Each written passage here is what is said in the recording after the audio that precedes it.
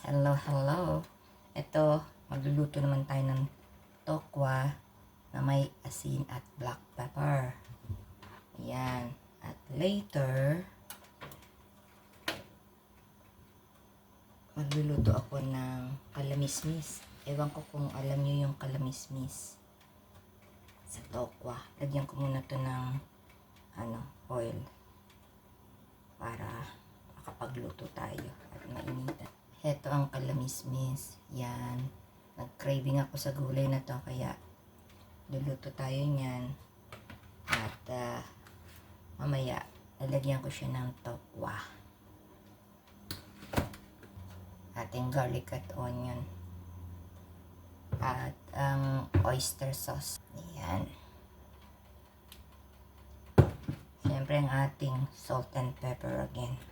At ilalagay natin ang ating tokwa.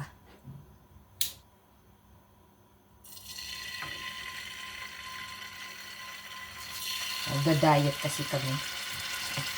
Kaya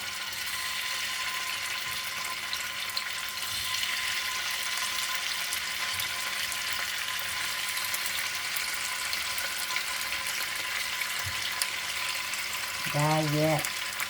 Pag tumatanda, diet na. Yung bata, sige-sige lang. Kainin kahit anong gusto. And then, pagdating ng panahon, yung pagtanda na, wala na. Medyo nagda-diet na tayo.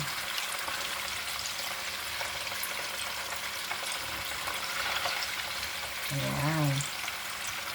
Tamang-tama pala yan. Ito, binaligtad ko na yung first side ng tokwa. Ayan. Gusto kasi ni Vilma yung balag sasaw sa suka. Kaya, nagigili kami sa ganyan. Ayan, luluto na yan.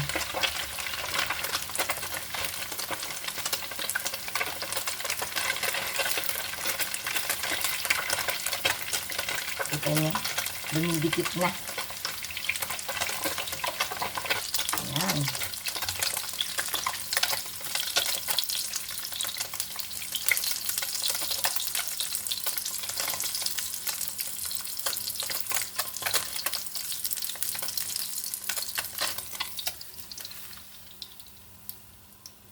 Ayan, luto na ang ating tokwa. Sausaw sa suka yan.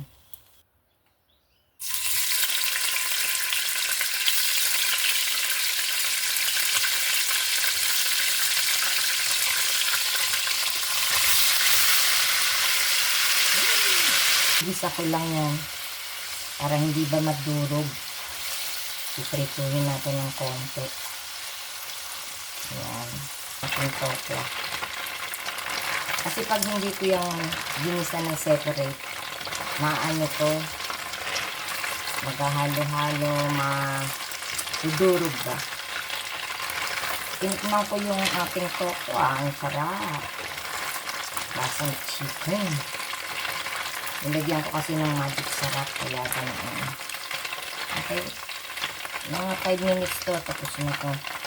Ayan, ahunin ko na. Siyempre, hinaan muna natin ang ating apoy.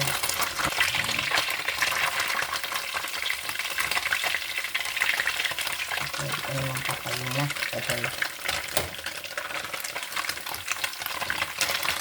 Gigisa tayo ng bawang sibuyas.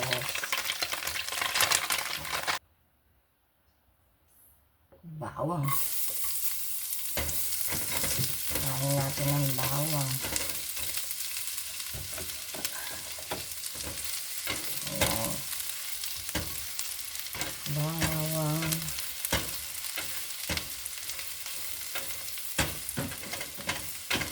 Kung satay sa bawang. Tingnan natin ang ating sibuyas.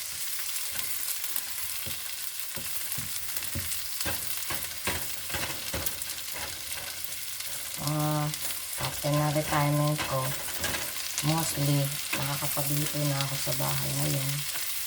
kung anong gusto mong kainin. Kasi noon, wala.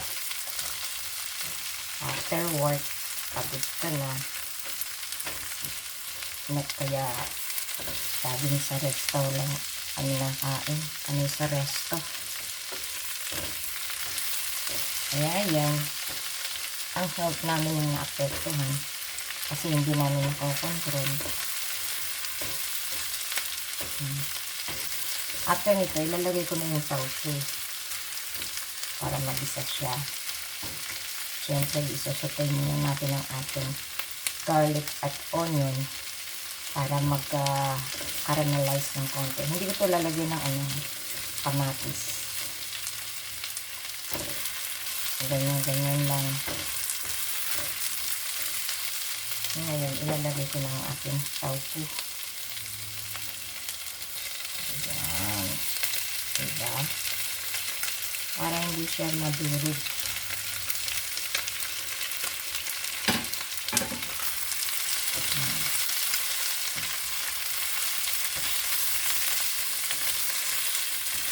Kahit haluin nyo, hindi siya mabidurog ba?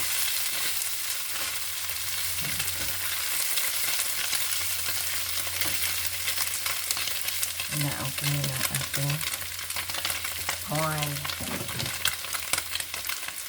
Lagyan natin ng konting salt.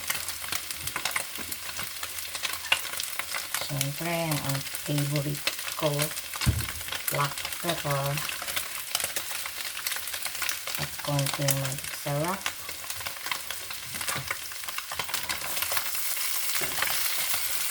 Wow.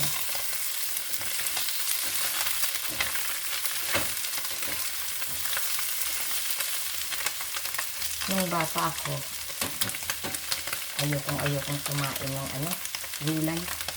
Ewan ko ngayon bakit nagki-craving talaga ako sa gulay. Umiiyak ako noon pag ako pinapakain ng gulay. Naalala ko pa ang mother ko.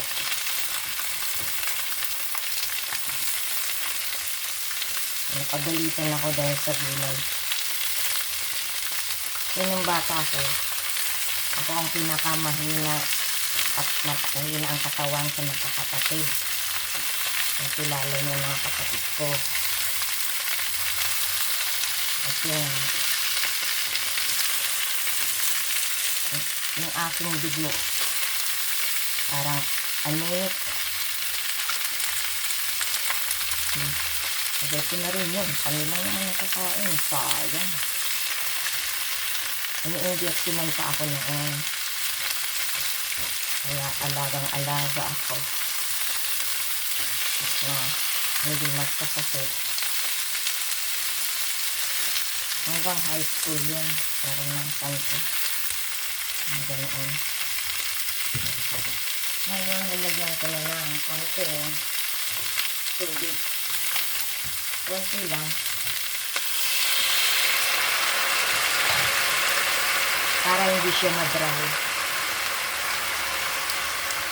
Ayan na, oyster sauce natin.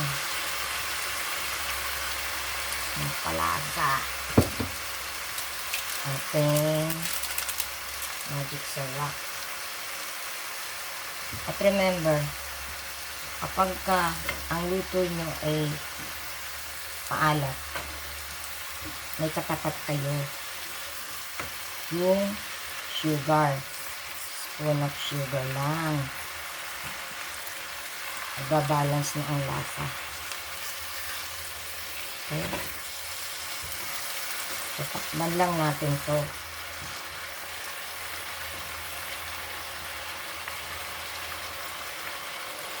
Ayan. Malapit na.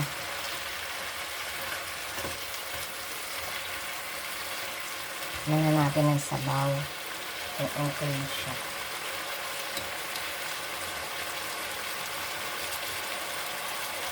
Yes. Tamang-tama na. Importante, tikman natin yung gulay.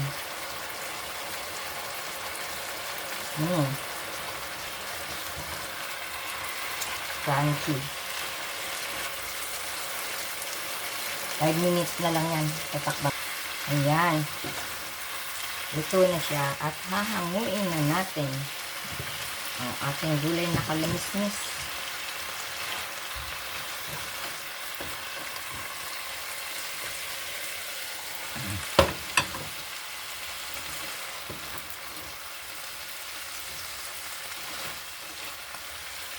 So, ang ating cooking for the day is about tofu.